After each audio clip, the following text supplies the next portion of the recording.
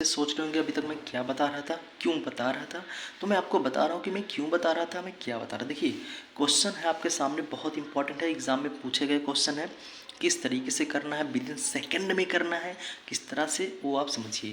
देखिए, क्वेश्चन में जब भी कभी भी, इंग्लिश वाले बच्चे ध्यान दें, जब भी कभी भी फाइंड द ग्रेटेस्ट नंबर, जब भी कभी ग्रेटेस्ट की बात आ जाए, ग्रेटेस्ट, तो याद रखना वो हमेशा एचसीएफ ही पूछ रहा है। क्योंकि मैंने कहा था वह बड़ी सी बड़ी संख्या, अभी हिंदी में एक्सप्लेनेशन मैंने जब दिया था तो मैंने आपको पूरी तरीके से बताया था। तो अगर ये ग्रेटेस्ट की कभी भी बात करें तो बिना सोचे आँख मूंद के एचसीएफ निकाल देना। क्या निकालेंगे? हाईएस्ट कॉमन फैक्टर, मतलब महत्तम समापवर्तक आपको निकाल देना है। हिंदी वाले बच्चे ध्यान से देखें, अगर कभी भी क्वेश्चन में अधिकतम का सेंस निकल रहा है या अधिकतम संख्या था, इसका मतलब बिना कुछ किए आग मूनो और एचसीएफ निकालो, वही आपका आंसर होगा।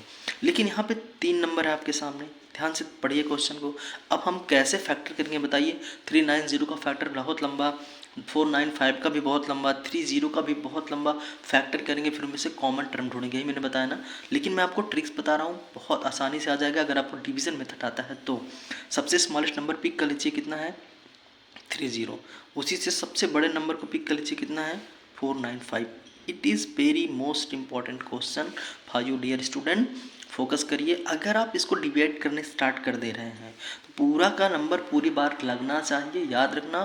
पूरे के नंबर पूरी तरीके से कैंसिल आउट होना चाहिए। अगर नहीं हो रहा तो नियर अबाउट ले जाने की कोशिश करना है। इस तरह से डिवीजन मेथड होता है। देखो, देखिए, हम 300 और 4 के आसपास है, 2 से मल्टीप्लाई किया 6 से 100 हो गया। मैंने इसको स्किप कर दिया, मैं सिर्फ 1 बार ले गया। मैंने कहा 1 बार, ठीक है। अब इसको हम माइनस कर लेंगे जैसे एजुअल आप करते हैं। यहाँ पे 9 हो जाएगा, यहाँ पे कितना आएगा? 1। अब देखिए ध्यान से, यही समझना है, जो बचेगा वो ऐसे ही रहेगा, लेकिन जो यहाँ पे होगा तुरंत यहाँ पे आ जाएगा। डियर स्टूडेंट, ये कॉन्सेप्ट याद रखिएगा डिवीज़न मेथड का। ओके, मेरी बात आप समझ पा रहे हैं। अब इससे हम डिवाइड करना है। जैसे मैं 2 से मल्टीपल करूँगा ज़्यादा हो जाएगा, लेकिन इसलिए 1 बार ले जाऊँगा। मतलब एक समझ में आ रहा होगा आपको कि मैं हर एक स्टेप में भाग का कॉन्सेप्ट लगा रहा हूँ। मेरी बात समझ पा रहे हैं? हर एक स्टेप में मैं डिवीज़न का कॉन्सेप्ट अप्लाई कर रहा हूँ। तो देखिए, जब आप इसको समझ जाएंगे तो विद इन सेकेंड लगाएंगे। बस लॉजिक है, इसलिए थोड़ा समझना पड़ेगा। यहाँ पे 10 में से 5 की कितना होगा? 5 होगा, ठीक है। यहाँ पे कितना बचा होगा? 9। 9 में से कुछ नहीं, 0 हो जाएगा, राइट बच्चे। यहाँ पे कितना होगा बचा होगा? 1।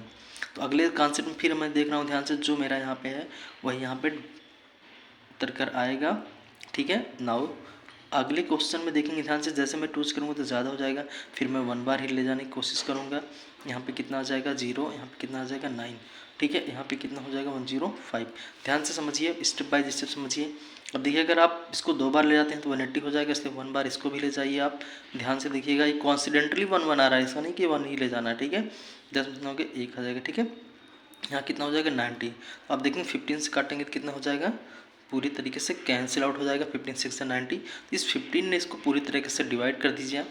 इसका मतलब जो इसका आंसर होगा क्वेश्चन का, कितना हो जाएगा? 15। क्या आपको ये मेथड समझ में आया? अगर इस समझ में आएगा तो बहुत अच्छी बात है। इस तरीके से एक क्वेश्चन तो आपके एग्जाम में आना तय है। क्लियर?